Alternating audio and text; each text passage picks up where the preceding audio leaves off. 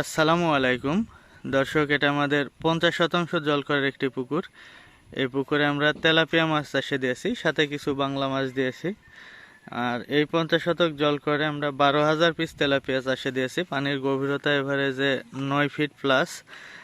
এই যে দেখুন এটার আছে। আর এই যে আমরা 12,000 পিস তেলাপিয়া দিয়েছি, এটা শেষ পর্যন্ত যে রাখবো তা না।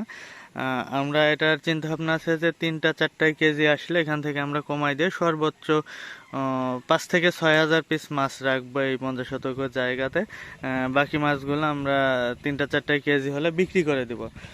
তো 3-4 কেজি হওয়া পর্যন্ত এখানে এতগুলি মাছ থাকবে। অনেকেই বলতেছেন যে ভাই অধিক ঘনত্বে মাছ হয়ে গেছে।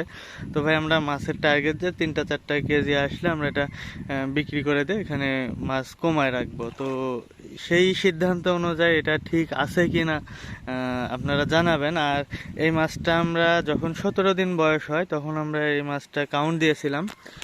তখন আমাদের মাছের ওজন আসছিল 40 পিসে কেজি। আর যখন আমরা ছাড়ি তখন এই মাছটার বয়স ছিল, মানে ওজন ছিল 100 পিসে কেজি। আর এটা 100 পিসে কেজিটা আমি নার্সিং করে রাখছিলাম, কোথাও থেকে কিনছি তা না। অনেকে জানতে চাচ্ছিলেন যে ভাই পোনা কোথায় থেকে নিয়েছিলেন।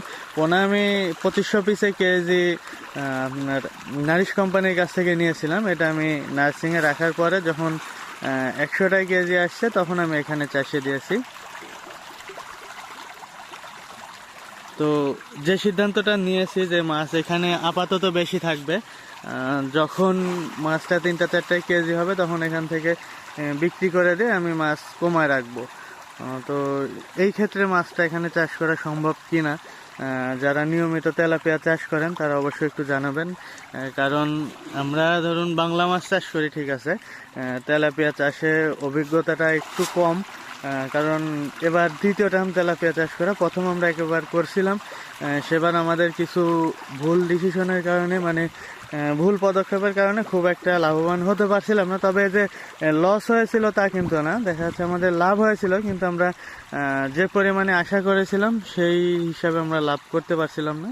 তো এবার সব কিছু জেনে বুঝে একটু তার মানে গুছাই নিয়ে চাষে আসছি। দেখা যাক এবার কি হয়। ইনশাল্লাহ আপনারাও পরামর্শ দিবেন, আমিও কি হয় আপনাদেরকে আপডেট দিব এভাবে। সবাই ভালো থাকবেন, সুস্থ থাকবেন। আর হ্যাঁ, এখন মাছ কয়টায় কেজি হবে এটা আসলে ওজন দেওয়া হয়নি। যখন 17 দিন বয়স হয় তখন ওজন দিয়েছিলাম 40 কেজি। দেখা যাচ্ছে আরও 10 দিন বয়স, যখন 27 দিন বয়স হবে তখন আমরা আবার ওজন দিয়ে দেখবো, যেহেতু খাদ্যের পরিমাণটা ওজনের উপরে নির্ভর করে। তো আমরা প্রতি 10 দিন পর পর মাছের ওজন দেখে তারপরে খাবারের পরিমাপটা নির্ধারণ করব। সবাই ভালো থাকবেন, সুস্থ থাকবেন।